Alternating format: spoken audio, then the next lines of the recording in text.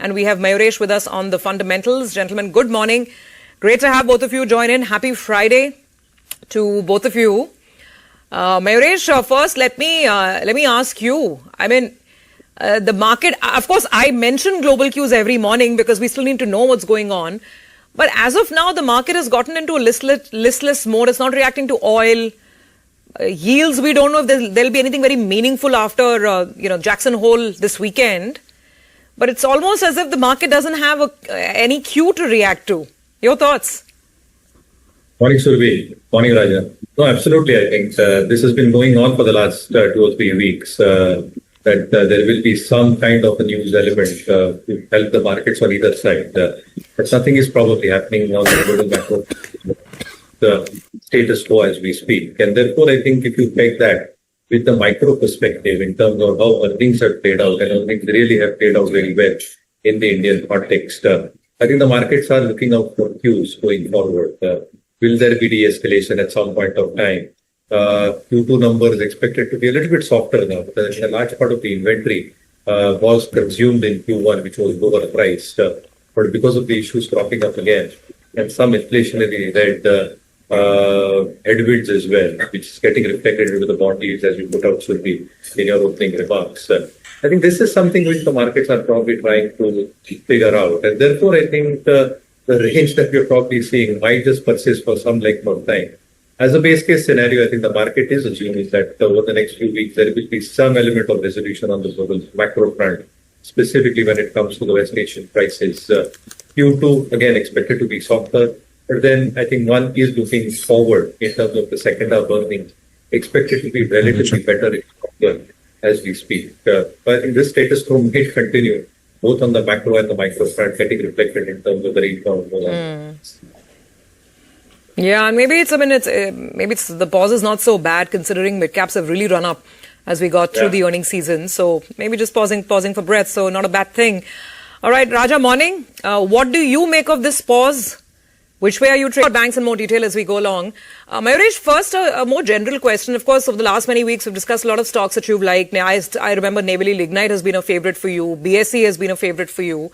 Now, if I ask you in the coverage universe, that you have, which would be the 1 or 2 or 3 names this earnings season that really stood out in your mind and memory as, superb numbers, companies showing great traction and promise that growth is sustainable into the next couple of quarters? So simply as a disclaimer, we own both the stocks in our portfolios. One obviously within the mid-private sector bank, Karur Vysya Bank, had I think a stellar set of numbers. So if you probably look in terms of how the positioning is as far as the corporate and the commercial loan is concerned, I think that is shaping up very well in terms of the risk management practices that is being put out as well. When it comes to asset quality, GNPA is at 0.74 times, net NPA is at 0.19 times, the PCR is at 96%. You can't ask for more. On top of that, I think it's a very diversified book, where I think retail, MSME, agri is very well spread out, contributing 86%. And I think a large part of that is collateral backed as well, which gives them that added security that gross stage 2 and gross stage 3 asset along with the restructured book stays in very meaningful limits, not adding to asset quality pressures as well.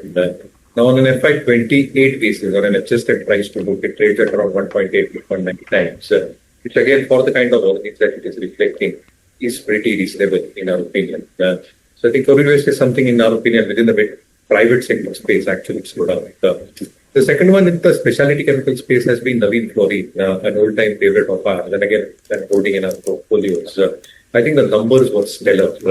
The expectations in terms of margin performance should remain consistent going forward in that range of 33 to 35%. The kind of capex that they're probably doing in the right areas, the new gas R32, which is totally adopted globally in terms of refrigeration and other industrial uses. I think they're increasing the capex there in terms of capacities and their engaged unit. The second element in terms of about 25 crore capex in terms of the CDMO vertical, I think they're expecting asset turns to 3 times once that comes on stream by the end of Q3 and by 27. The multi-purpose plant in the end with the capex of 75 crore will also have significant asset turns. And therefore, they are in the right area. I think they're doing what is probably expected in terms of earnings. And earnings are growing at a good pace with expectations that with all these newer additions that are expected to happen, I think the earnings compounding might even be better as we exit FY 27. Yeah. Yeah. So two stocks, and I want to just bring up the longer term charts of both these stocks to illustrate the one problem that investors in this market will always have, right? So Mayuresh gave us two examples of stocks where earnings, corporate performance is solid. Karur Vysya Bank and Navin Fluorine. Let's pull up 1 year charts on both of these counters. Both of these stocks are practically sitting at their all-time highs. So Navin Fluorine, it's delivered great returns as well. In a year that's been dull, so-called dull, and the market hasn't gone anywhere. We always complain. In the last 1 year, look at Navin Fluorine, up 82%. And look at Karur Vysya, again, last 1 year, not bad, a 65% return for Karur Vysya as well. And that, Mayuresh, becomes the biggest problem, right? I mean, most investors will be a little hesitant. They'll wonder, okay, now today I heard Mayuresh, so the story is solid, but is the price right or not? What would you say on both of these stocks? Well, as I said, we bought these stocks at way lower levels. So I think you'll have to wait for declines on these stocks. Or if you are intending to consult a financial advisor and he says go ahead with that, you probably need to stagger your purchases over the next few months so that your average impact cost becomes a little bit more moderate. Simple as that should be. I think they're seeing that the prices are elevated at way higher levels.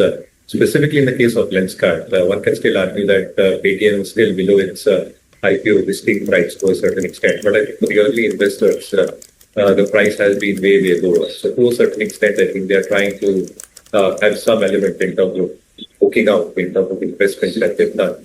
But on Lenskart, again, I think, a part and parcel of our swing portfolios, and we fought this at way lower levels. But the kind of growth numbers that Lenskart has posted, again, I think volume growth of 25%, the expectations that you're probably got in terms of EBITDA margins as well. It has been a very stellar show as far as EBITDA margins are concerned. On the domestic operations as well, on the international operations, there is a huge addressable market size, whether it comes to Middle East, Southeast Asia, or the Japanese markets. And therefore, as they grow in these markets with better margins, the overall pie in terms of the international operations should also have a good say in terms of the blended numbers reflected on a consolidated basis having a better say. And therefore, I think Lenskart is somewhere where a positive bias continues. We believe that targets of 705, 710 are very much plausible on Lenskart. This supply overhead and then the headwind might persist, but after that, I think it should come back to the earnings. It should remain consistent in our opinion. So positive on Lenskart. What about the other 2 or 3 new age names where we've seen these blocks? So like I said, Paytm comes to mind. And Paytm, anyway, what's your view, Mayuresh? What a dream recovery, what a dream run coming back on Paytm. That's one, I think even Physics Wala. Recent listing, newer form of a business, semi-digital, physical plus digital. Any thoughts on these two companies? Paytm, phenomenal, no two ways about it. And ever since the last 1.5 years where they got walked down by regulatory concerns, etc., I think the recovery has been even more stellar. So I think the new regulations surrounding FDR, if they probably come through, I think that will have a huge positive say in terms of how reported numbers will play out for the fintech ecosystem as a whole. And therefore, I think the recovery has been solid. The consistency in earnings delivery is something that we will look out for. So not owning any of these stocks, but yes, within the new age and the blocks that have happened, Paytm had a solid recovery and a stellar one at that, as far as I know. Yeah. Okay.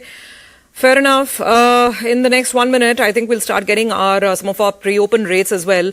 One more stock that we must talk about is Ather Energy. Like I just pointed out, it is getting more and more commitment from Hero MotoCorp. So let's look at a quick chart check on Ather first up. Just pulling it up on my screen here. Ather is at almost at 1,500 rupees now. It's been a phenomenal mover in the last 1 year. Let's get the chart here. Do we have Ather Energy? There it is. Let's pull up a 1 year chart on Ather. It'll come up for us in just a bit. 240% return in the last 1 year. I mean, 12-month period. That's what we're talking about. And this year also, stocks up some 96%. What a mover.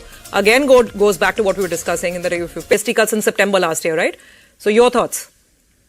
Oh, bang on point, Survi. And the high base will catch up. So I think the numbers then will not look so skewed as they were looking in the past 2 quarters.